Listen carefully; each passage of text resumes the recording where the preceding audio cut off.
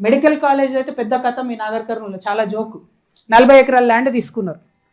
ఏమని రాసిరంటే ఆ 40 ఎకరాల ల్యాండ్లో మెజారిటీ అసైన్మెంట్ ల్యాండ్ ఉంది పాపం దళితులది.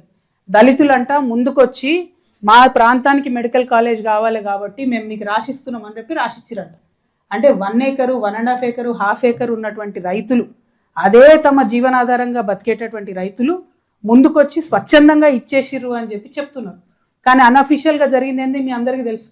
ఆ దళితులు మాట్లాడినా ఏది చేసినా వాళ్ళ నోరు మూయించి పైసలు ఇచ్చి వాళ్ళని ఎల్లగొట్టి తీసుకున్నారు. మరి పెద్ద పెద్దవి చాలా ఉన్నాయి కదా. 40 ఏకర్స్ ల్యాండ్ లేదా నాగర్ కర్నూలు చుట్టుముట్టు ఉండంగా దళితుల భూమిని తీసుకుని దౌర్జన్యంగా మెడికల్ హాస్పిటల్ కట్టిరు. హాస్పిటల్ ఫినిష్ అయింది, కాలేజ్ ఫినిష్ అయింది. కాకపోతే దళితులకు మాత్రం అన్యాయం జరిగింది. అసైన్మెంట్ ల్యాండ్ అంటేనే ప్రభుత్వం ఇచ్చేది వాళ్ళ జీవనాధారం కోసం. దాన్ని కూడా లాక్కున్నారు. ఏమాత్రం అవకాశం ఉన్నా కలెక్టర్ గారు దానిలో రివ్యూ చేయాలి. ఆ దళితులు ఎవరైతే అన్యాయం అయిపోయినారో వాళ్లకు భూమి ఇచ్చేటటువంటి ప్రయత్నం చేయాలని చెప్పి నేను డిమాండ్ చేస్తా ఉన్నా.